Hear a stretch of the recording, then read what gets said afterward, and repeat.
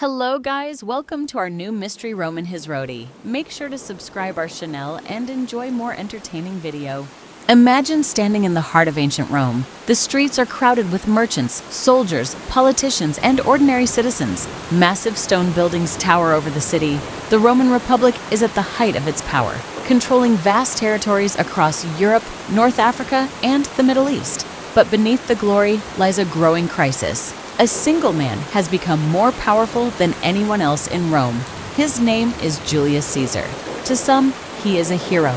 To others, he is the greatest threat Rome has ever faced. Julius Caesar was born in 100 BC into a noble Roman family.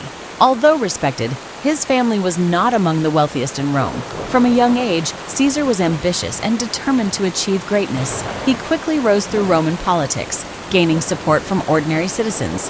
However, it was his military campaigns in Gaul that made him a legend. For 8 years, Caesar led his armies through difficult battles, conquering vast territories and bringing glory to Rome. His soldiers admired him, and his fame spread across the Republic. With every victory, Caesar became richer, more powerful, and more influential than ever before. As Caesar's popularity grew, many senators became worried. Rome was a republic, not a monarchy.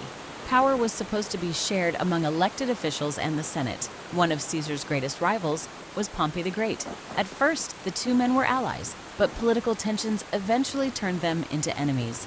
The Senate ordered Caesar to give up command of his army and return to Rome as a private citizen.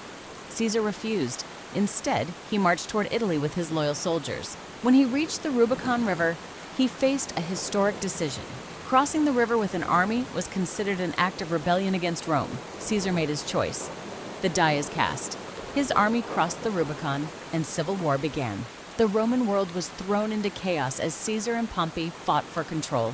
After years of conflict, Caesar emerged victorious. Pompey was defeated, and Caesar returned to Rome as the most powerful man in the Republic. The Senate granted him extraordinary powers. First, he became dictator for a limited time. Later, he was declared dictator for life. Many Romans celebrated his leadership. Caesar introduced reforms, improved infrastructure, supported veterans, and reorganized parts of the government. He also reformed the Roman calendar, creating a system that influenced the calendar we use today. To ordinary citizens, Caesar appeared to be a strong and capable leader. But inside the Senate, fear continued to grow.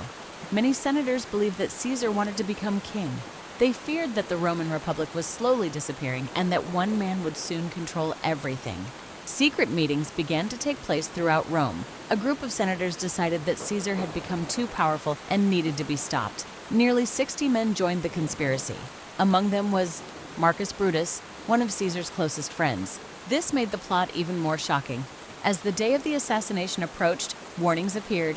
A fortune teller reportedly warned Caesar, saying, "Beware the Ides of March."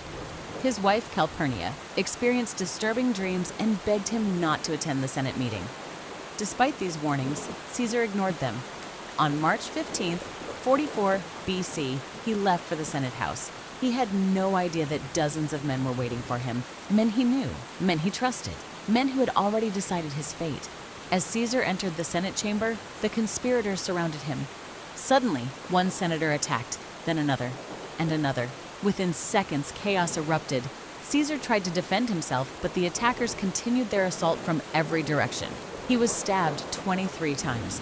Then he saw something he never expected. Among the attackers stood Brutus, his friend, his ally, the man he trusted. According to legend, Caesar looked at Brutus and said, "Et tu, Brute," meaning, "You too, Brutus?" Realizing that he had been completely betrayed, Caesar stopped resisting. Moments later, he collapsed and died. The conspirators believed they had saved the Republic. Instead, they triggered years of civil war. Eventually, Caesar's adopted son Octavian rose to power.